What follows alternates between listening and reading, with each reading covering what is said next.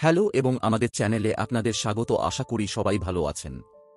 আজকের ভিডিওতে আমরা আলোচনা করব সকালের নাস্তা করার সঠিক সময় সম্পর্কে। অনেকেই জানেন না যে সকালের নাস্তা কখন করা উচিত যাতে সারাদিন শরীর সুস্থ থাকে। সকালের নাস্তার গুরুত্বপূর্ণ শরীরের শক্তি সরবরাহ। দীর্ঘ ঘুমের পর শরীরের শক্তি কমে যায়। সকালের নাস্তা শরীরে দ্রুত শোষিত হয় এবং শক্তি সরবরাহ করে। এটি দিনের শুরুতে আমাদের কর্মক্ষমতা বৃদ্ধি করে। মস্তিষ্কের কার্যকারিতা। সকালের নাস্তা মস্তিষ্কের জন্য জ্বালানি সরবরাহ করে।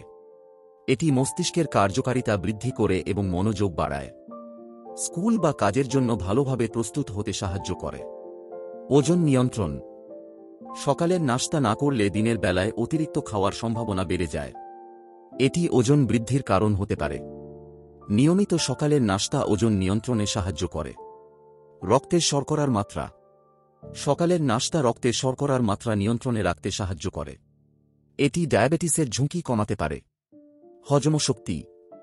নিয়মিত সকালের নাস্তা হজমশক্তি উন্নত করে। এটি কোষ্ঠকাঠিন্য দূর করতে সাহায্য করে।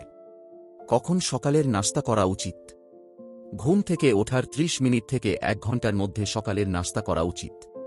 সকাল 7টা থেকে 9টার মধ্যে নাস্তা শেষ করাই আদর্শ।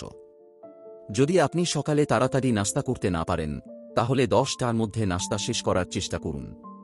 কি কি খাওয়া উচিত সকালের নাস্তায়?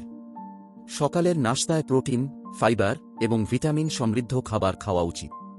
উদাহরণস্বরূপ ডিম, ওটমিল, দই, ফল, বাদাম, পুরো শস্যের রুটি। অনেকের ধারণা সকালের নাস্তা না করলে ওজন কমে। এটি ভুল ধারণা। সকালের নাস্তা না করলে বরং ওজন বাড়তে পারে। আবার অনেকে মনে করেন সকালের নাস্তায় ভারী খাবার খাওয়া উচিত। এটিও ভুল ধারণা। সকালের নাস্তায় হালকা খাবার খাওয়া উচিত। সকালের নাস্তা আমাদের স্বাস্থ্যের জন্য অত্যন্ত গুরুত্বপূর্ণ। সঠিক সময়ে সঠিক খাবার খেলে আমরা সারাদিন সুস্থ থাকতে পারি।